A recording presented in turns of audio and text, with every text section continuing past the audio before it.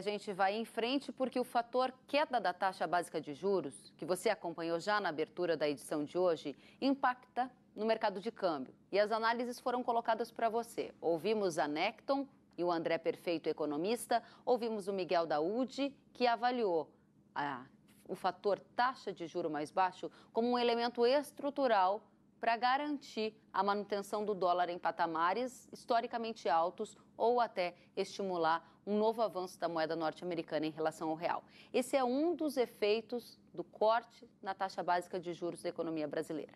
O outro efeito nós vamos analisar agora com o Benedito Rosa, que é comentarista do Canal Rural, ex-secretário de Política Agrícola e tem uma grande vivência no setor de crédito rural. Benedito, nós gostaríamos de avaliar com você qual é o efeito para os juros do Plano Safra. Efetivamente, eles vão cair quanto? E como vai ficar o crédito rural no Brasil, agora que a Selic está em 3%? Seja bem-vindo. Boa tarde. Boa tarde, Kelly. Boa tarde a todos que nos acompanham no Mercado de Companhia, do Canal Rural. Sim, haverá uma diminuição na taxa de juros como um efeito natural, previsível, de que com a queda tão acentuada na taxa básica da economia, a Selic, é de se esperar que, e é muito provável que no Plano Safra, isso repercuta diminuindo a taxa de juros praticadas em todo o crédito rural.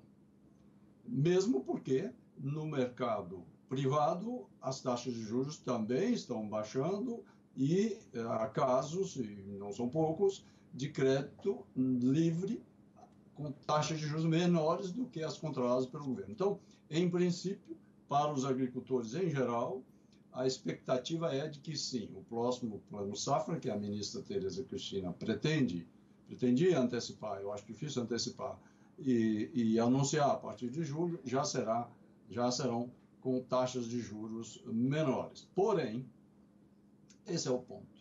A queda não é proporcional à queda da Selic, porque nós temos o custo Brasil afetando todas as empresas no Brasil, inclusive o sistema bancário, de um lado.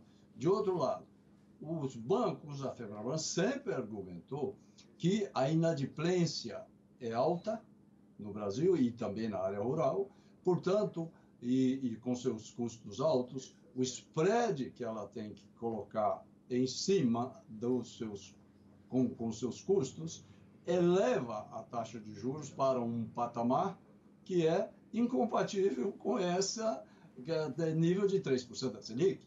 Em outras palavras, por que a taxa de juros cobrada dos agricultores não é menos de 3%?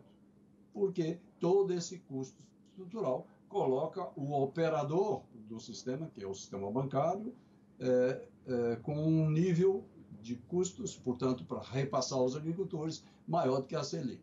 Mas, de qualquer maneira, Kellen, essa taxa de juros que será anunciada no Plano Safra deverá ser menor, não pode ser muito menor, inclusive, porque com a lei de controle do teto de gastos, a rubrica orçamentária que tem o recurso destinado a equalizar a taxa de juros só pode crescer 4% ao ano.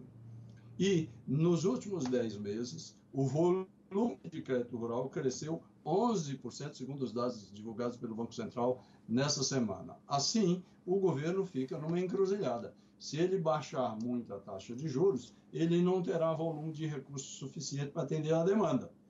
E se não é possível aumentar o volume de recursos equalizados, sobra a única alternativa, que é o crédito rural normal, livre, sem taxas, sem interferência do governo, ter taxas de juros semelhantes àquelas do Plano Safra. Assim, o crescimento da demanda pelo crédito rural poderá ser menor e o governo terá como satisfazer essa demanda que espera-se que continue crescendo, porque nós esperamos que vá voltar à normalidade, e dessa maneira sobre 1,5 bilhão para o seguro rural, que é o outro pleito dos agricultores, de modo que o cobertor terá que ser ajustado para atender essas demandas em várias frentes. Muito obrigada, Benedito Rosa, pela análise. Desejo a você uma boa tarde e se cuide. Até a próxima. Boa tarde. Obrigada.